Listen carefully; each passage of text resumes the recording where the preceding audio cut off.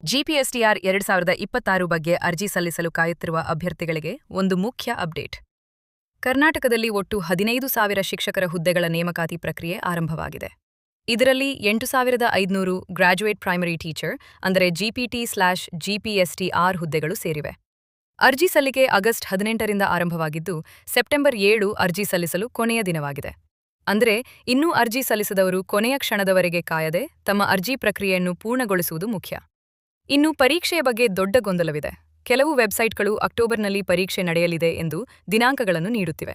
ಆದರೆ ಪರೀಕ್ಷೆಯ ದಿನಾಂಕವನ್ನು ಅಧಿಕೃತವಾಗಿ ಪ್ರಕಟಿಸುವವರೆಗೆ ಆ ದಿನಾಂಕಗಳನ್ನು ಖಚಿತ ಎಂದು ಪರಿಗಣಿಸಬೇಡಿ. ಇದೀಗ ಅಭ್ಯರ್ಥಿಗಳು ಗಮನ ಕೊಡಬೇಕಾದದ್ದು ಏನು? ಮೊದಲನೇದು, ಅರ್ಜಿ ಸರಿಯಾಗಿ ಸಲ್ಲಿಸಲಾಗಿದೆಯೇ ಎಂದು ಪರಿಶೀಲಿಸಿ. ಎರಡನೇದು, ಶುಲ್ಕ ಪಾವತಿ ಪೂರ್ಣಗೊಂಡಿದೆಯೇ ಎಂದು ಖಚಿತಪಡಿಸಿಕೊಳ್ಳಿ.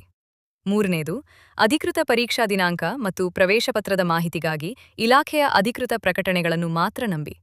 ಇದರ ನಡುವೆ ಮತ್ತೊಂದು ಬೆಳವಣಿಗೆಯೂ ನಡೆದಿದೆ. 15,000 ಶಿಕ್ಷಕರ ನೇಮಕಾತಿಯಲ್ಲಿ ಉರ್ದು ಮತ್ತು ಇತರ ಭಾಷಾ ಅಲ್ಪಸಂಖ್ಯಾತ ಶಾಲೆಗಳ ಶಿಕ್ಷಕರ ಹುದ್ದೆಗಳ ಬಗ್ಗೆ ಕರ್ನಾಟಕ ಹೈಕೋರ್ಟ್ ರಾಜ್ಯ ಸರ್ಕಾರದಿಂದ ವಿವರಣೆ ಕೇಳಿದೆ. ಆದರೆ ಈ ವಿಚಾರದಿಂದ ನೇಮಕಾತಿ ಪ್ರಕ್ರಿಯೆಗೆ ಸದ್ಯ ತಡೆ ನೀಡಲಾಗಿಲ್ಲ. ಅಂದ್ರೆ ಪ್ರಸ್ತುತ ರೆಕ್ರೂಟ್ಮೆಂಟ್ ಪ್ರಾಸೆಸ್ ಮುಂದುವರಿಯುತ್ತದೆ.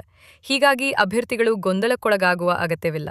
ಅರ್ಜಿಯನ್ನು ಸಮಯಕ್ಕೆ ಸರಿಯಾಗಿ ಪೂರ್ಣಗೊಳಿಸಿ, ತಯಾರಿಯನ್ನು ಮುಂದುವರೆಸಿ ಮತ್ತು ಪರೀಕ್ಷೆಯ ದಿನಾಂಕದ ಬಗ್ಗೆ ಅಧಿಕೃತ ಪ್ರಕಟಣೆಯನ್ನೇ ಕಾಯಿರಿ. ಒಂದು ಸಣ್ಣ ತಪ್ಪಿನಿಂದ ಅರ್ಜಿ ಸಮಸ್ಯೆ ಆಗಬಹುದು. ಆದ್ದರಿಂದ ಕೊನೆಯ ದಿನದವರೆಗೆ ಕಾಯುವುದು ಬೇಡ. ಜಿಪಿಎಸ್ಟಿಆರ್ 2026ರಲ್ಲಿ ಅವಕಾಶಕ್ಕಾಗಿ ತಯಾರಿ ಮಾಡುತ್ತಿರುವ ಪ್ರತಿಯೊಬ್ಬ ಅಭ್ಯರ್ಥಿಗೂ ಈಗ ಮುಖ್ಯವಾದದ್ದು ಒಂದೇ: ಅಧಿಕೃತ ಮಾಹಿತಿಯನ್ನು ಗಮನಿಸಿ, ಸರಿಯಾದ ಸಮಯದಲ್ಲಿ ಸರಿಯಾದ ಹೆಜ್ಜೆ ಇಡುವುದು.